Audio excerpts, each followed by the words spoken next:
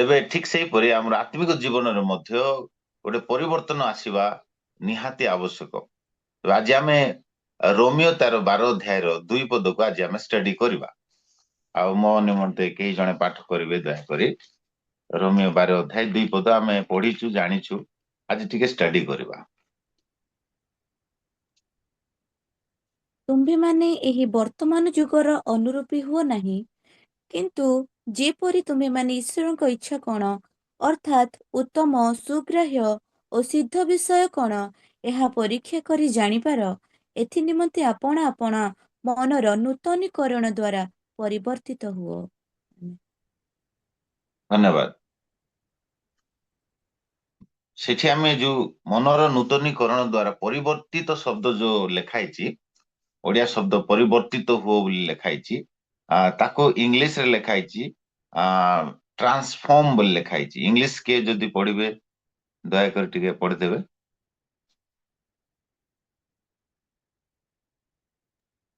Do not be conformed to this world, but be transformed by the renewal of your mind, that you may discern what is the will of God, what is good and pleasing and perfect. ଧନ୍ୟବାଦ। ସେଇଠି ଦେଖନ୍ତୁ ଆପଣ ଲେଖା ହେଇଛି do not be conformed to this world but be ଟ୍ରାନ୍ସଫର୍ମଡ।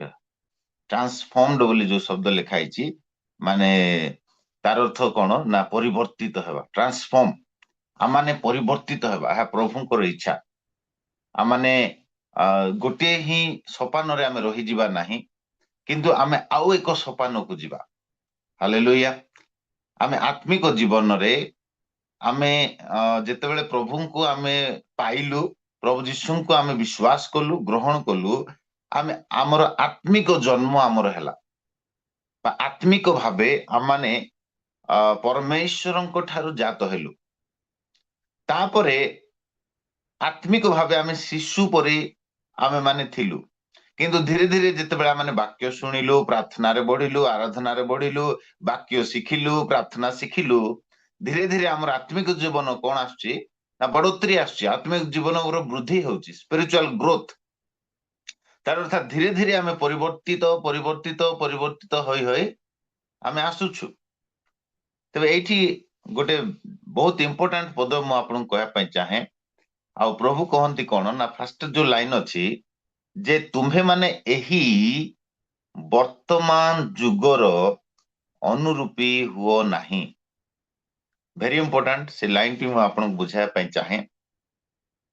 ଆଉ ଇଂଲିଶରେ ଲେଖାଯାଏ ବର୍ତ୍ତମାନ ଯୁଗର ଅନୁରୂପୀ ହୁଅ ନାହିଁ। ଇଂଲିଶ ଲେଖାଯାଏ, ଯୋଉ ଅନୁରୂପୀ ଶବ୍ଦ ଓଡିଆରେ ଲେଖା ହେଇଛି, ଇଂଲିଶ ଲେଖାଯାଏ conform. Do not be conformed. ଏଠି ଦେଖନ୍ତୁ ସେ କନଫର୍ମ ର ସ୍ପେଲିଂ CONFORM ଅଛି, ଆଉ ଗୋଟେ କନଫର୍ମ ଅଛି CONFIRM। ଦିଟା ଅଲଗା ଅଲଗା ଶବ୍ଦ ଆଉ ଦିଟା ଅଲଗା ଅଲଗା ଅର୍ଥ, କିନ୍ତୁ ଏକ ଭଳି ଶୁଭା ଯାଏ।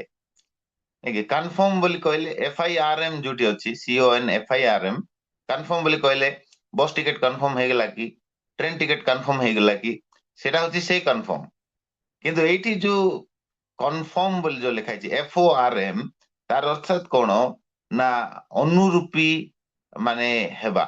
କନଫର୍ମ ବୋଲି କହିଲେ ଅନୁରୂପୀ ହେବା। ଆର ଗୋଟେ ମୁଁ ଆପଣଙ୍କୁ, ଯେହେତୁ ଆମେ ଷ୍ଟଡି କରୁଛୁ, ଆଉ ସେଥିପାଇଁ ମୁଁ ଆପଣ ମାନଙ୍କୁ କେତେଟା ଗ୍ରୀକ ଶବ୍ଦ ଗୁଡାକ କହିବି, ଯୋଉ ଦ୍ୱାରା କି ଆମେ ଏଇ ଶବ୍ଦର ଅର୍ଥ ଭଲ କି ଆମେ ବୁଝିପାରିବା। କନଫର୍ମ ଶବ୍ଦର ଅର୍ଥ ମାନେ କପି।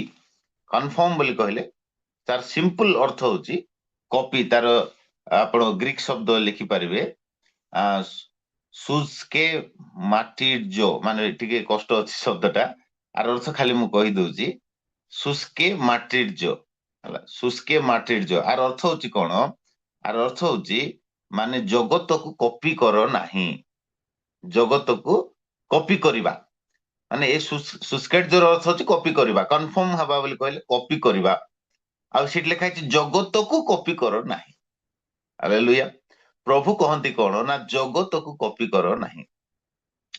ଆଉ ଗୋଟେ ଶବ୍ଦ ଲେଖା ହେଇଛି ଆଉ ଗୋଟେ यार अर्थ शुष्केट जो शुष्के माटिर जोर अर्थ होची माने जगतर पैटर्न अनुसार माने जीवन अतिबाहित करो नाही जगतर कस्टम जगतर कल्चर जगतर पैटर्न जगतर फैशन माने जो कन्फर्म शब्दटी माने जगतर वर्ल्ड बोली कहले मध्य मु आपनको माने कहया पय चाहे जगत बोली कहले कोन जगत बोली कहले जगतर थिबा जेतकी माने रीति नीति विधि फैशन कल्चर पैटर्न तापरे कस्टम जगतर लोक माने जे प्रकार बिहेवियर करंती ताकू कहा जाए जगत तो सेई सबू को तुमे कॉपी करो नाही तार अर्थ जगतर अनुरूपी हो नाही तार अर्थ कोन ना जगतर फैशन जगतर विषय गुडा को तुमे कॉपी करो नाही से अनुसार ताकू अनुसरण करो नाही तार अनुरूपी हो नाही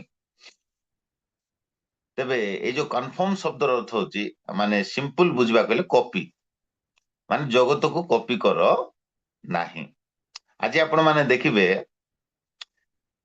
आमर प्रभुंकर गीत गुड़ाक भी फिल्म स्टाइल रे गाउचंती फिल्म स्टाइल रो गीत परि गाउचंती आपण सुनिथिबे एमती कि से रैंप बोली कहंती जोटा से रैंप भाई पळी भଳି गाउचंती उदाहरण पे आपण कहबी माने जेंती सदा प्रभुंकर धन्यवाद कर बोली कहले से माने पूरा ताकू केंती कर दियंती ताकू पूरा माने रैंप पूरी कर दियंती सदा प्रभुंकर धन्यवाद कर माने एंती रैंप स्टाइल अरे कौन है एटा माने जगत को कॉपी माने सेमती यीशु बुला रहा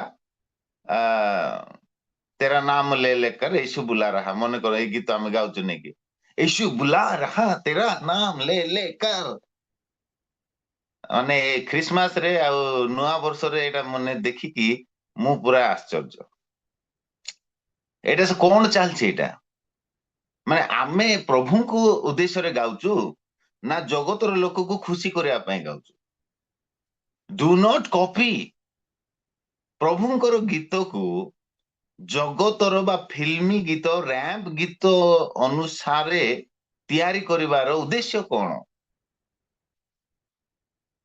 आमे काको गौरव देबा पय चाहूछु कौन सेपरि गाइले परमेश्वर संतुष्ट हेबे की कौन सेपरि आराधना परमेश्वर को आगरे एक्सेप्टेबल हेबो की ग्रहणीय हेबो की सुग्राह्य हेबो की लोक माने आज गीत गाउछंती बट विथआउट द स्पिरिट आत्मा को बिना आत्मा को साहाय्य रे नाही बुद्धि साहाय्य रे गाउछंती जगतर ज्ञान अनुसार गीत गाउछंती आ सेपरि गीत बनाउछंती से माने जगत को कॉपी करूछंती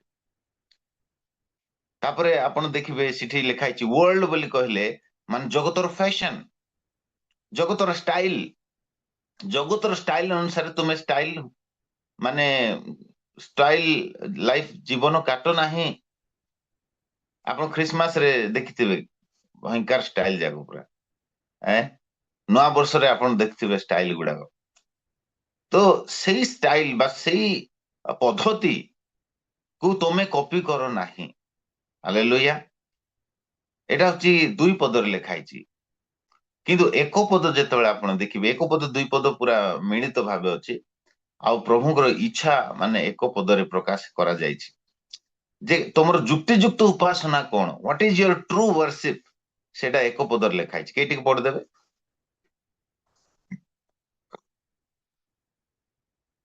अतएव हे भाई माने हम्म। ମୁଁ ତୁମମାନଙ୍କୁ ଈଶ୍ୱରଙ୍କ ଦୟା ହେତୁ ବିନତି କରୁଅଛି ତୁମ୍ଭେ ମାନେ ଆପଣା ଆପଣା ଶରୀରକୁ ସଜୀବ ପବିତ୍ର ଓ ଈଶ୍ୱରଙ୍କ ସୁଗ୍ରାହ୍ୟ ବଳି ରୂପେ ଉତ୍ସର୍ଗ କର ଏହା ତ ତୁମ୍ଭମାନଙ୍କର ଯୁକ୍ତିଯୁକ୍ତ ଉପାସନା ଏହା तुमମାନଙ୍କର ଯୁକ୍ତିଯୁକ୍ତ ଉପାସନା ଆଜି ଯେଉଁ ଗସ୍ପେଲ ସିଙ୍ଗର ମାନେ ଗୀତ ଗାଉଛନ୍ତି ବଡ ବଡ ଷ୍ଟେଜ ରେ